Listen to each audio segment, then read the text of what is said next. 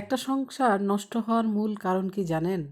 ভাইয়ের সংসারে বোনের মাতাব্বরি, ছেলের সংসারে মায়ের সর্দারি, মেয়ের সংসারের মায়ের খবরদারি, আর হাজব্যান্ড ওয়াইফের ছোট ছোট ঝগড়াগুলো বড় করে দেখা।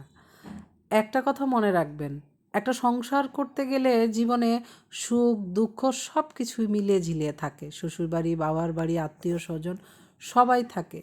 ১০ জন মানুষের মধ্যে ১০টা কথা হবে, এটাই স্বাভাবিক। তবে কথাগুলো পয়েন্টে পয়েন্টে উত্তর দেওয়ার মতো মন মানসিকতা নিয়ে ঘুরবেন। কখনো চুপচাপ শুয়ে যাবেন, আবার কখনো বা ভুল কথাগুলো শান্তভাবে ধরিয়ে দিবেন।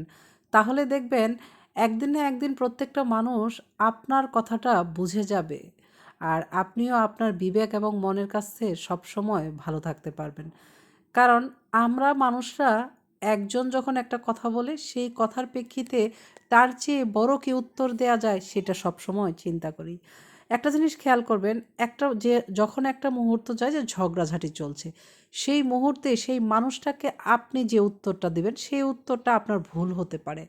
তাই তখন উত্তর না দিয়ে কিছুক্ষণ সময় নিয়ে উত্তরটা দিয়ে দেখবেন, হয়তোবা আপনি সঠিক উত্তরটা সঠিক জায়গায় দিতে পারবেন, এবং তাতে আপনিও ভালো থাকতে পারবেন, সেই মানুষটাও হয়তোবা তার ভুলটা বুঝতে পারবে। সব কিছুকে একটা একটা সময় দিতে হয়। আবার কিছু কিছু মেয়ে দেখবেন, স্বামীরটা খায়, স্বামীর এখানে ভালো আছে, স্বামীর টাকায় সে জুলাবাটি করে, অথচ সেই টাকা বাবার বাড়িতে গিয়ে খরচ করে, আর বাবা মা ভাই বোন সবার কথাতেই তার স্বামীর সংসার পরিচালনা করার চেষ্টা করে। আসলে এই মেয়েটা হলো বোকা।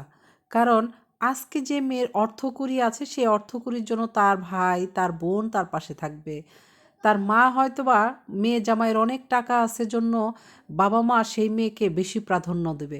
সেই নারীকে বলবো, আপনি যখন একটা জিনিস খেয়াল করবেন যে আপনার স্বামী বড় কোনো বিপদে পড়ছে, আপনার হাতে সেই আগের মতো টাকা পয়সা নেই, কিন্তু দুই সময়ে আপনি সম্মানটা খেয়াল করবেন আপনার বাবার বাড়ি থেকে।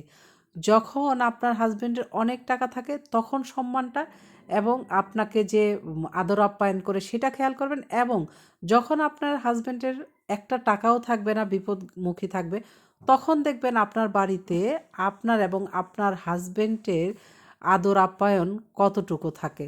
মেয়েদের চিন্তা ভাবনা করে সংসার পরিচালনা করতে হয়। একটা কথা মনে রাখবেন, সময় এবং প্রয়োজনের তাগিদে বাপ মা ভাই বোন কেউ পাশে থাকে না, আপনার হাজবেন্ডই আপনার পাশে থাকে। সে তো জীবনের ভালো বিষয়গুলো চিন্তা করে আপনার হাজবেন্ডের সুখ দুঃখে পাশে থাকবেন, আর বাবার বাড়ির সিদ্ধান্ত নিয়ে কখনো স্বামীর সংসার চালাবেন না।